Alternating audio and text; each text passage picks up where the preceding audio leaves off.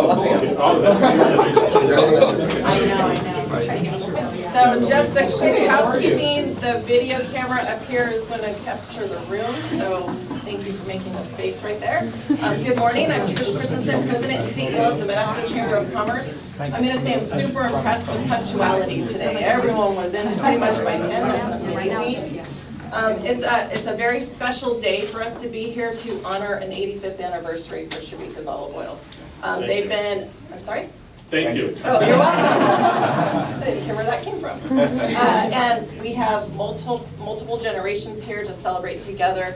It's really special in our community how many families are still in business generationally carrying on tradition. And I think this is one family that has really done that right from the get-go. I will be handing off to Jonathan here in a moment. This company first opened in 1936 on a farm in Modesto, and there's still family living on that property, which is also very special. They have over 25 employees. They're committed to offering unique and exciting new products that live up to the quality and consistency that our customers have come to expect from the Sciabica family. I can tell you, I have purchased and shipped all over the nation, so I love bragging about your products as well. And I have been here for a tour once, and I know you guys kind of brought that first idea of pressing fruit together with your olive oil, and it's amazing, so I always send flavors. They pioneered varietal olive oils in 1980. They pioneered the fresh flavor olive oils in the 1990s. Jonathan Sciabica, who I know passed away. Joseph. Sorry, Joseph. Easy goes. He's right here. There we go. He ran the organization for 74 years before his passing about 10 years ago. So that's 2010. 2010. That's very impressive. They would ask him how old he was, and he'd say 1915. You figure it out. That's very nice. So with that, I would like to introduce the appropriate Sciabica Jonathan to your story and introduce your family. I don't know if I'm the appropriate. I'll talk for a minute, but then I'm going to hand it over to my uncle. He's much more versed in the history and has been here for much more of it than myself. But just a quick rundown, my great-grandfather had learned how to make olive oil in Marsala, Sicily as a young man, and then immigrated to the United States, landed in Waterbury, Connecticut, where my grandfather was born. But my great-grandfather was never happy there because he loved the Mediterranean climate, and Waterbury, Connecticut is not the right place to be for that. So everybody said, you got to go to California, that's where you need to be. And just a little funny thing, he gets off the train in San Francisco in the middle of the summer and he says, it's still cold, what's everybody talking about? So then I think he was like, well, people say you either got to go north or south if you want, warmer weather than San Francisco. So he took a trip to Modesto to pick up watermelons, Actually, Salida. He was going to bring back watermelons to San Francisco and fell in love with the water here. Nice. And kind of the rest was history. In 1925, he bought a property here in Modesto. In 1936, we started making olive oil there. My uncle lives there. My cousin lives on the property. We make all the olive oil there. We still farm grapes and olives and some other things right along Dry Creek over here. So if any of you ever walk or jog or ride your bike along Dry Creek, you can look up and see all of the frisbees that people throw over our heads. Frisbee golf. You can also see olives. I'm going to turn it over to my uncle to talk about kind of the history of the olive oil itself and how we got started. Yeah, well, my grandfather actually was born in Marsala, Sicily, but the biggest olive oil producing area in Sicily at that time was in Castelvetrano. Actually, I visited there. And so he was commuting in those days, that's a long commute, and he actually worked in the mills there, but he decided he wanted to come to California, and so they had family in Waterbury, so that's how he ended up in Waterbury. He came with his mom, actually in 1911. But he still didn't like the climate, the cold winters and the humid summers. Wasn't anything like Sicily. So he actually had a brother that was living in San Francisco. And so he decided to come to San Francisco, and that was about 1920. And that picture that is behind you, that's a picture of my grandfather, my grandmother, my dad is on the left, and my Uncle Vincent's in the center, and my Uncle Petey's on the right. And that was taken in San Francisco about 1920. But again, my grandfather, he wanted to do something, that was different than, just peddling different items like he was doing in San Francisco. So he decided he wanted to sell watermelons. And so he came to Salida to buy a load of watermelons, and he found the climate that he loved. And then in 1925, they purchased the property that we're still there. Actually, I tell people we're the oldest neighbor in the neighborhood. At one time, which is about a mile from here, it was all farmland. And interestingly enough, it was all owned by Italians. But little by little, farmland got gobbled up. But we never sold. We continued to stay there. We had the mill there, and then we, like my nephew said, in the 90s, we started, thanks to my brother, we started producing olive oil with other fruits and herbs. We started with lemon olive oil, and that became very popular. And then little by little, we branched out into orange, and then jalapeno, and then we have a multiple number of varieties that and they're all fresh. They're not oils that are infused with flavors or anything like this. This is the real McCoy. So when you taste these oils, you're tasting jalapeno, you're tasting basil, you're tasting garlic. And then my nephews come out with some different versions of, for instance, like garlic, where we actually use roasted garlic. So, and then habanero, I don't know if you're any hot fans here. It's my husband's favorite. But my nephew came up with this idea of putting more habaneros in, and he's got an extreme habanero that he releases. I actually can't take credit for that. That was a mistake. My dad miscalculated how many habaneros they were supposed to put in, and they had doubled up on the number of habaneros, and this stuff came out, and it, like, the oil was red. Yeah. And so that's where extreme habanero, but I said, we're not gonna, it was a small batch, we could have blended it in with the bigger batch. I said, I'm gonna, we always get people coming in that taste the habanero, and they're like, so we wanted to make something that is even for what I call the real hotheads, the guys that can't get it hot enough. And like my nephew said, we grow a lot of different items just besides olives and grapes there. And we have grapefruit there. And I told Jonathan, I says, hey, these grapefruit are, we couldn't sell them. I said, can we make some grapefruit olive oil? So he took the reins and he started making grapefruit olive oil, and it became very popular. So it's kind of a limited release now, but we do a lot of citrus olive oils, we do lime. So we're always open to expanding that style of olive oil, and it's been well received. Somebody just talked to me about the Mediterranean olive oil. We actually use 4 herbs in there. Started selling at food service, became so popular, then we started bottling it, and people just love it. It's actually a combination of 4 herbs with the olives, and we do it all fresh, nothing artificial. So when you taste our olive oils, you're getting the real McCoy. Yep. I'm gonna let my brother talk now, because he's the production manager. So which one am I supposed to say? Well, yeah, so, I like to say, my dad's not the salesman, and, he doesn't, he's not forward-facing, right? But when you have a family business, especially if you've got 2 members of the family, you need kind of the yin and yang, right? Sure. So we learned that with Gallo. You had one that was on the farming side and one that's on the business side. That's what you have. I'm going to dovetail right there. The 2 members, I'm on the forklift and my brother's on the Yeah, so for many years, both had to, jump into, every, had to put in a jack of all trades. But as the business grew, my dad stayed on the farming and production side, and my uncle was wonderful on the business, selling farmers markets, and all of the business relationships that we've developed over the years with wonderful companies in the community were really, started by my uncle. But anytime we ask my dad to talk, he says, "What am I supposed to say?" so we don't send him to farmers markets. Sorry, I'm not a salesman. Yeah, but he's a great farmer. So you needed those 2 ingredients, right? So I say a lot of people start a business and they're really good at the business and selling side, but maybe the product development side isn't there, and vice versa. You've got a wonderful product and you don't have the sales side, and you kind of need those 2 ingredients. Tell us about your olive trees.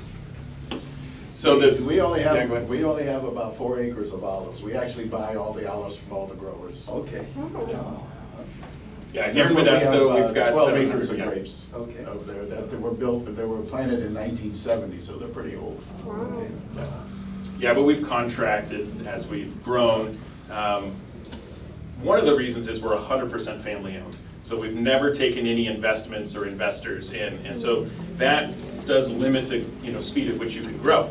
And so our resources really had to be spent on the growth of the production equipment and warehousing, bottling, those type of things. So we've leveraged contract for olives. And it's actually an equation that's worked out really well for us, and we've developed relationships. I do like to tell people, we don't just go onto a mass market and say, hey, we need this many olives, just send them over to us. It's an individual grove, with a farmer, long-term contract. My dad's boots on the ground in the field, telling them when to, Quality pick and control. water, and yes. You want to tell them how we progress from, small decanters to 20, Sure, well, 10? it is actually really interesting, and I'll get into it a little bit more when we do a tasting presentation and how olive oil is made today and how it used to be made and kind of that progress along the way. Used to be made is behind Jonathan. Yeah. And we don't, but it used to, well, if you go way back, it was literally crushed with a rock being pulled by a mule or a camel, and then they. Well, not us, we didn't. Not us. But we did start with what you would call the presses. So we were, filling burlap sacks or nylon sacks. Traditionally it was burlap, then we had these nylon sacks, and they would stack them up and press them with a hydraulic press. Today that isn't how olive oil is made, except for maybe nostalgia in some areas. But I'll talk you through that process when we get into the tasting. But I want to thank everybody for coming. Currently, we've got our 5th generation. We have one member from our 5th generation. We're missing my cousin Krista and my nephew Nicholas. But when we have our 85th anniversary case sale in August, we're going to have the whole family there. But we are really happy to be going on to the next generation and seeing that we can continue to do what we've been doing. I really do value how rare it is for a family business to survive so many generations, and so we're well on the way to bringing in the 5th generation. So thank you all for coming and recognizing us. Thank you. And, That's the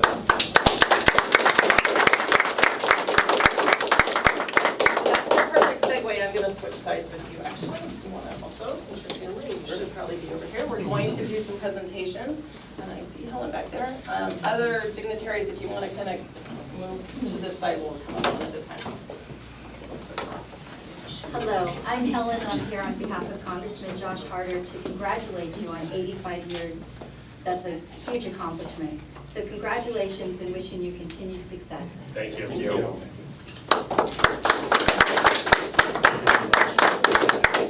Okay, thank you. Okay, perfect, thank you. If you want to pause for a photo. If you would capture one. Should I hold this up? Yes, hold your way. Towards the camera here, please. Thank you. Get positioned here. Okay. Thank you. And one more, if you wouldn't mind, hang on 1 second for me. Sorry about that, looking right at me. 1, 2, 3. Thank you. That's our guy. Lisa. That's our guy.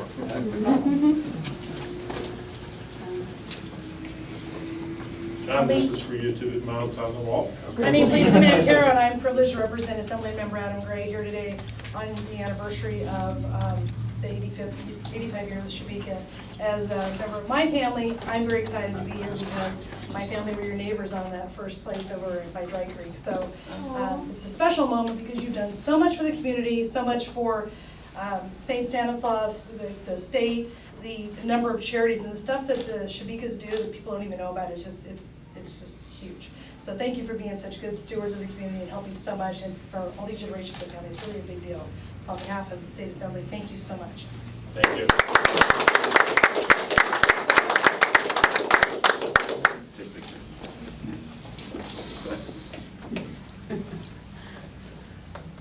Thank you. All right, looking right at me. 1, 2, and 3. Perfect, thank you. And Jason.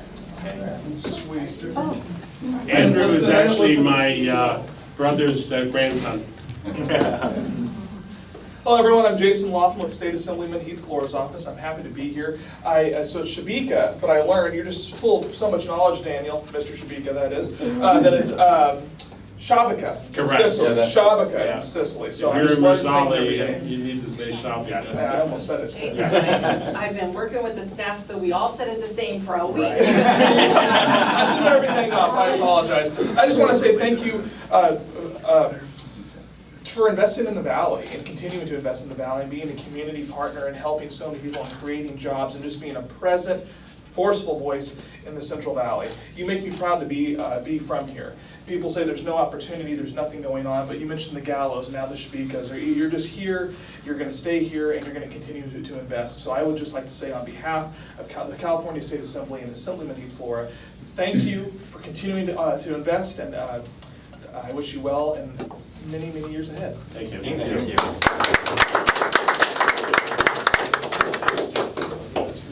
Okay.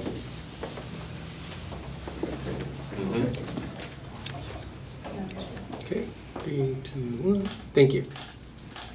One more. All right, 1, 2, and 3. Perfect, thank you. Thank you, Supervisor Grable. Thank you. Good morning, everyone. It's an honor and privilege to represent the county in acknowledging the 85th anniversary of the Sciabica family, California olive oil family.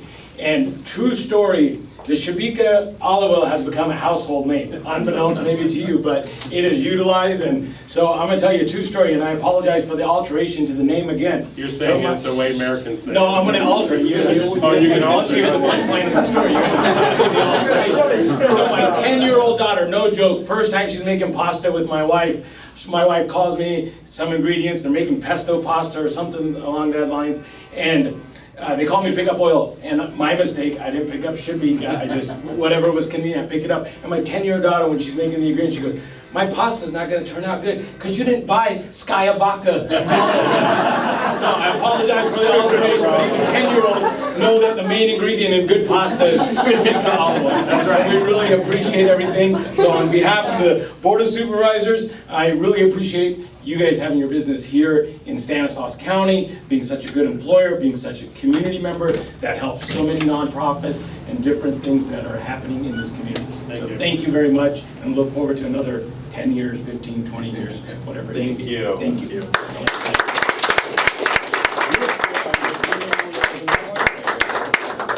Okay, here we go again. 1, 2, 3. Thank you. Oh, Okay, try to okay. get one more. 3. Thank you. Okay. Let's squeeze in real quick. 1, 2, 3. Thank you. Thank you. City Council. just in time. We have to You guys are probably used to that, right? Very much so. I'm Councilman David Wright, and this is my fellow councilperson, and on behalf of Modesto City, the mayor said to tell you hi. Her mother, Irene Silva, was very close to your family, and a lot of fond memories and stuff. And I like that Sciabica. Not really that stuff. So anyway, on behalf of Modesto, we appreciate you guys. You're a long time business here in Modesto, and we need more of those type of businesses. You want to say a few words? Well, it's just that they're 1 year younger than me in this business. And of course, I've known the Sciabicas for Long ever. time. Oh, yeah, ever since I came here in 1940, and so we've known each other, and they've grown. And it's wonderful to see local families that stay together, that grow together, and put out these incredible products. So yes, you know, I've seen their family grow, and unfortunately, you know, watch some of the people closer to my age, you know, go on to God's heaven. But you know, I'm sure that there's going to be another day that we're going to see another company do the same thing. I think it's the Valley seems to be a place where families like to have businesses, stay together, and include their children. And that's really great, and thank you, and I know it's gonna be for generation 6 and 7 and 8. Thank you. Thank you very much.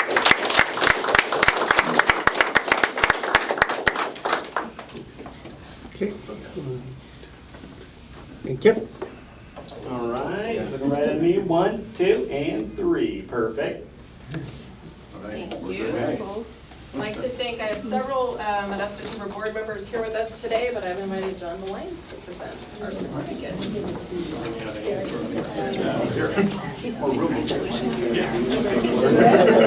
You're gonna have to stay in this picture, because you're running out of hands. Yeah, all right. So I'm John Valines, I'm a board member with the Chamber of Commerce, and I work for the Modesto Gospel Mission, right down the street, your neighbors. And they've been chamber members for many years. We've done a lot of good things in partnerships with you guys. We've even had a chamber board meeting a few years ago here in your conference room. And number one, I have to say, you all need to come back in August. They call it a case sale. It's more like a festival. That's what I like to call it. So it's a great, great thing. But again, I think as a chamber, we're especially blessed and happy when we get to honor multi-generational family businesses. I mean, that's what makes the area strong. You know, you are employing locals. You've stayed local 5 generations. You know, you've beat the odds. You know, most family generations peter out at 3, and so you've beat the odds, and that's just a great thing to have, and all your success and your growth. So we're just proud that you're a chamber member, that you're active in the chamber, in the local business community. So thank you. Thank you.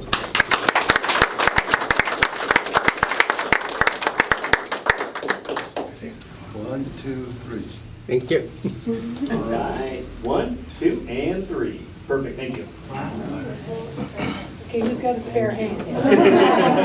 So last but not least, I would just like to add, it's quite an honor.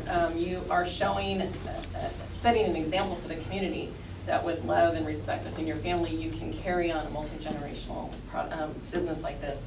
And it's a real honor to be here to celebrate your 85th year with you. So congratulations. You're welcome. You got 2 hands there. Thanks, that's pretty big. There you go.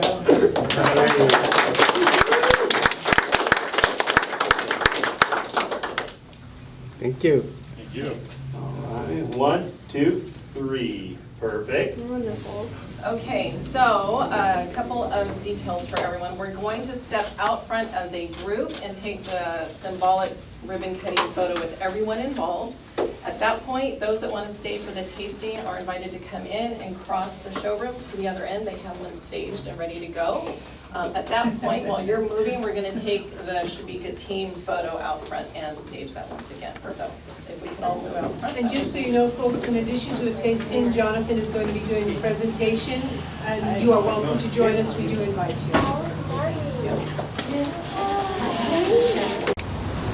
All right. Looking right at me. Here we go. 1, 2, 3. Perfect. Thank you. Over here, 1. Okay. Thank you. All right, we're good? All right. 2 more? 2 more? 1, 2, 3. Okay, those that are staying for the tasting.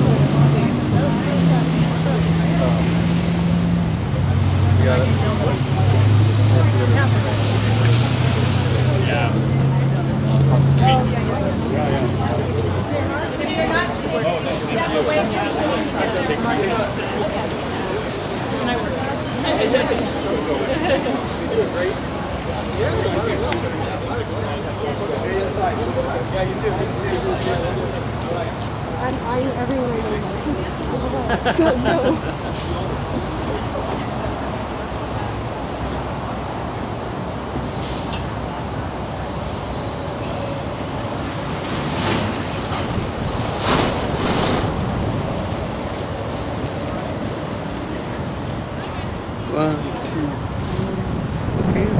All right, guys, looking right at me. 1, 2, 3. Do one more. And 1, 2, 3. Nice. Okay, so what did we decide on scissors? I don't have an official